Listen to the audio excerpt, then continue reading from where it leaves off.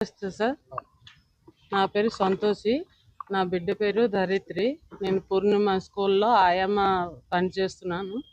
నేను డ్యూటీకి వెళ్ళి ఉన్నాను సార్. ఐదో స్టెప్ పిల్లలకి పట్టుకెళ్తున్నాను సార్. దించేది పట్టుకొచ్చింది నా డ్యూటీ సార్.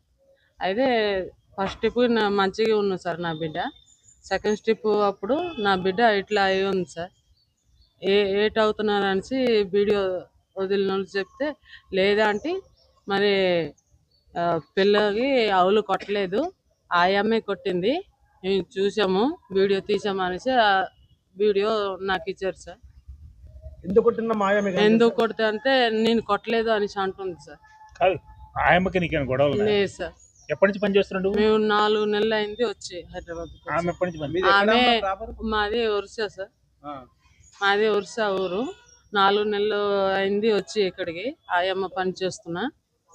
ఆ వీడియో తీసుకుని వెళ్ళి సార్కి చూపించాను సార్.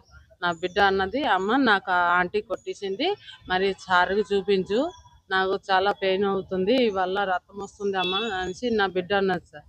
అందము నేను సార్కే చూపించాను సార్ వీడియో తీసుకుని వెళ్ళి. మా సార్ అన్నారు, ఇన్ని సంవత్సరాలు అయింది, మరి ఏ కంప్లైంట్ రాలేదు, మరి నువ్వు ఎట్లా మా చెప్తున్నావు అనేసి మా సార్ నమ్మలేదు సార్. వీడియో చూపించిన తర్వాత మళ్ళా మాటలు అన్ని తర్వాత మళ్ళీ నమ్మట్లేదు సార్. అన్ని సార్ సార్ ఈ పొద్దున్నే సార్. పాప కండిషన్ బాగాలేదు సార్. ధరిత్రి కైవర్కర్. సంతోషి కైవర్కర్. కొట్టినమ్మ పేరు లక్ష్మమ్మ.